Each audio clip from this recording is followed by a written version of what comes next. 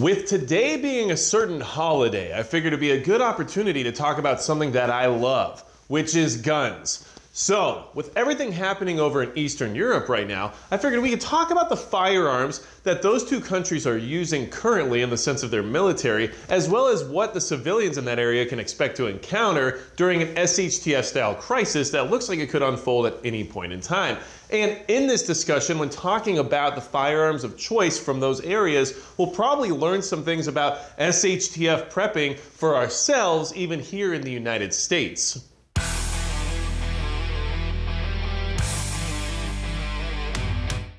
Hey everybody, it's Magic Prepper, and today we're talking about the small arms of Ukraine and Russia, and to get some ideas about SHTF based on the decisions that those countries have made about their own small arms situations regarding their militaries, and of course, the civilians there are going to have to deal with some of this stuff as well if things keep escalating in the way that they are. And if you're worried about preparing for SHTF style scenarios that may or may not resemble something like Red Dawn, then hit the subscribe button below because Wolverines. Now, here's the thing.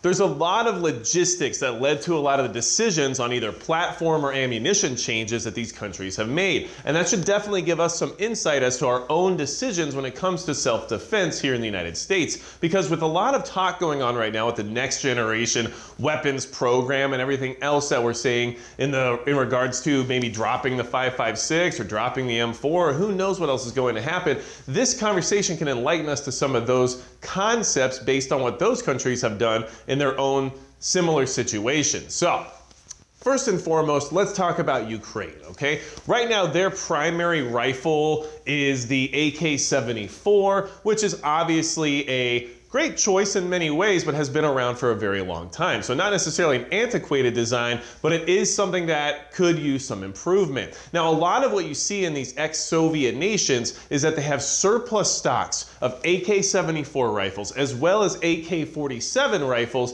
that they still use and issue because of how many they have on hand and because of how much ammunition they have on hand when it comes to feeding said rifles. And they have a track record of reliability, and they do the job. So the AK-74 is basically a variation of the AK-47 for those of you who don't know, and it is chambered in 5.45 by 39, as opposed to the AK-47's 7.62 by 39 loading, which is a very capable cartridge. The 5.45 by 39 is more similar to 5.56 by 45 NATO, which is what we use here in our AR-15s in the United States of America, unless you're a heathen and you chose something like 300 Blackout or 6.8 SPC. Anyway, moving on from there, these rifles are solid. They do a good job, but there's still more to be wanted based on the fact that we're in a modern era and we want our weapons to be modernized. So Ukraine is doing something very interesting and they've been working on for the last few years, but they're upgrading the AK-74 to the WAC-47.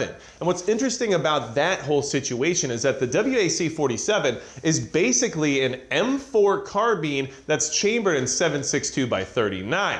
So, they take the AK-47's ammo and they stuffed it in an M4 rifle, and basically what they did is they showed Russia that they are willing to use NATO-style weapons, but they're not really willing to invest in all that 5.56 ammo because they got tons of 7.62 by 39 still laying around. And in case you don't know this, Wolf Ammunition, which is a lot of your steel case stuff you see coming out of that region, actually has manufacturing plants in Ukraine. So these are things to consider. Now, here's the thing.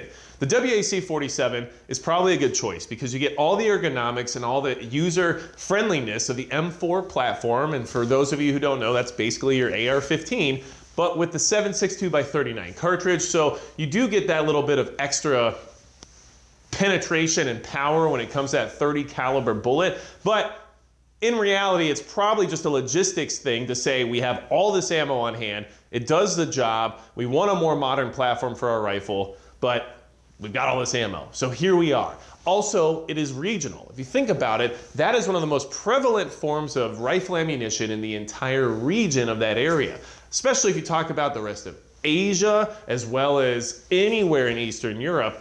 7.62 by 39 is pretty much where it's at. I mean, look at the Middle East, it's full of it. So these are things to consider, and it's something you can learn about for your own SHTF preparedness. Let's say the NGSW project moves into the next phase and everybody starts adapting the 6.8 by 51 or the 277 Fury or whatever they're going to call it, and everyone moves on to getting maybe like the SIG Spear, MCX, or whatever it's going to be. But at the end of the day, 5.56 is still going to be extremely prevalent. There's going to be a ton of it. There's a lot of surplus. There's tons of rifles that still use it. So we could find ourselves in a very similar situation. So the idea of having to change over immediately to some of these new programs isn't necessarily valid or even something you'll even have to do for a very, very long time, especially because these countries are modernizing and still holding on to things like 7.62 by 39. Now, that is what the Ukraine, I don't know why people say the Ukraine, but it just sounds good, okay? So I'm sorry for it. But that is what they're using for their primary rifle system, and it's their standard issue, or what they're trying to push into the standard issue rifle, the WAC-47. The other thing to consider is that they're still rolling around with AK-74s and AK-47s, and especially if you're talking about like militia or civilian activities, you're gonna see AK-47s everywhere you go. So either way, these very antiquated designs that are still rocking and still rolling, to this day, they're still in use, even though they have this new modern take on what it is they like to do. What do they use for their handgun? Because everybody likes pistols. And one thing I found out recently at a training event in a low light situation is that we all need more training as well. As you can see me failing horribly at a night shoot right now, because I figured I might as well share my failures with you. But what I will say is that by failing through these scenarios, it shows you exactly what you need to improve on. So make sure you go get training. Talking about guns is great, and we have a good time with it here, but if you're not actually shooting them and learning what you suck at, you're definitely not gonna get any better. And one thing I found out is that light manipulation in the dark with gloves on and -3 degrees, it's not that easy, and I didn't really enjoy it. So, what do they use for their pistol in Ukraine? Okay, it is the Fort-14 TP, or at least that's how I'm gonna say it. And basically, it's a 9mm Makarov chambered double action, single action pistol. It holds 16 rounds in the magazine. It's got a 4.86-inch barrel length, and it's kind of similar to a CZ75, especially in design aesthetics. But at the end of the day, it's a straight blowback recoil system rather than being a breech lock system, which is what most of our modern firearms use today. So, what's interesting about the Fort-14 TP is that it's basically a proven design that still chambers a very antiquated round of the 9mm Makarov. Now, why is that antiquated? Because it's basically a little bit more powerful than a 380, but it doesn't have the capability of 9mm. So this is another choice that they made in that country, in my opinion anyway, to utilize a round that they already had lots of. I'm sure they have a ton of 9mm Makarovs sitting around because it is the sidearm chambering of choice for that entire region during the entire Soviet Union for many, many years. And the 9mm Makarov is also the standard chambering of the Makarov PM, which is the Makarov pistol for, any of you who don't want to just use the term PM for some reason. And that is still in use today throughout lots of Eastern European countries, throughout Russia. It's been around since 1951, and it's a single stack, 8-round magazine pistol that just does its basic job as a pistol, okay? Been around for a long time. And this shows you that not only were they modernizing their pistol now when it comes to Ukraine's choice for their military pistol with the Fort-14 TP, but they still use the old ammunition because they probably have a ton of it. And they still have Makarov PMs in service. So what that means is that they're now keeping the ammunition the same for those who have the newer pistols as well as the older pistols in order to create an easier logistics situation. And these are all considerations to make when it comes to your prepping, because let's be honest, if everybody's rocking around with different calibers, it makes things more difficult. But if you and I have two different handguns, maybe I'm carrying a Glock, you got a Smith & Wesson M&P, great. But if we both have 9mm, it still makes life a little bit easier in the sense of having at least shared ammunition. So we can see some of the strategy there and how we can apply it to our own preparedness when it comes to self-defense, firearms, and prepping for any of those scenarios that we like to discuss and consider a possibility. Now, that's Ukraine, okay? So like I said, the WAC-47, it's basically an AR-15 chambered in 7.62 by 39. Great. Best of both worlds, maybe? I don't know, you tell me. And then their pistol of choice, the 14 TP, which is basically, I mean, it's an older style design. It doesn't really have anything revolutionary. It uses a caliber that I wouldn't personally choose, but based on the region, based on what they have surplus of, and based on what they still use, AKA AK-74s, right, and Makarov PMs, we're gonna still rely on things like the old ammunition or the similar platform and make ourselves a little bit more functional in the future. And I guess AK-47 would have been a better example because it uses a 7.62 by 39, but you get my drift. Now, moving on, Russia, okay? What do they use? Well, we all know that generally it's going to be an AK-47 and then a steel pipe. But we're wrong about that because they have modernized quite a bit, and although that image is definitely one that I prefer, what they're actually using is a lot more intriguing and it has a lot more functionality in the modern era. So, Russia's primary rifle right now, which many of you will say AK-47, right? Well, no, it's based on the same platform, but it's the AK-12. And the AK-12 is basically an AK-74 chambered in 545 by 39, right?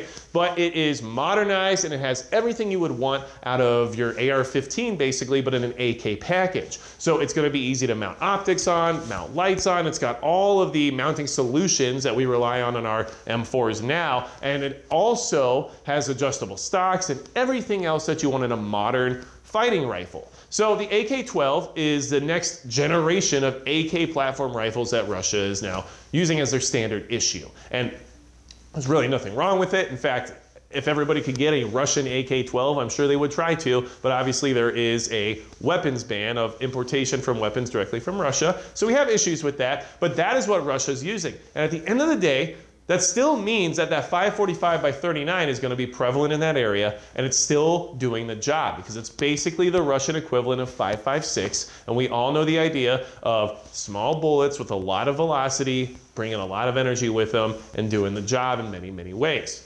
There's also capacity and everything else you want to talk about related to that. So, AK-12, probably a good option, something good to look into. If you live somewhere like I do, which is basically like Russia 2.0, aka a frozen death tundra of North Dakota, and you want something that's going to reliably function in negative 20 degrees, maybe an AK is not a bad idea. I've thought about it many, many times in the sense of like, which one am I going to choose for these reasons? But I'm still in America, and so AR-15 wins, and in that case, we're talking about why we have to make decisions based on logistics and what's reasonable for where you are, right? Now, the other thing that Russia has done is a little more interesting, actually, by jumping into a more modern pistol package, but mostly jumping into a more modern pistol loading, okay? So, their primary pistol that's standard issue for Russia is the MP40 or MP443 Grach, or Grach, or Grach. I don't know how they say it, but I just want to go ahead and say it 3 different ways to give myself the benefit of the doubt. Either way, okay? The MP443 is chambered in 9mm Luger. Okay, well, not technically, but yes it is. 9mm Parabellum or 9mm Luger. Don't you dare say 9mm NATO because they won't want you to touch anything with a Russian gun with a NATO round because that's just not fair. So they have their own loading, which is 9mm 7N21 plus P+, which is basically 9mm NATO, but Russia went ahead and just said, this is actually our version of it, so it's not the same.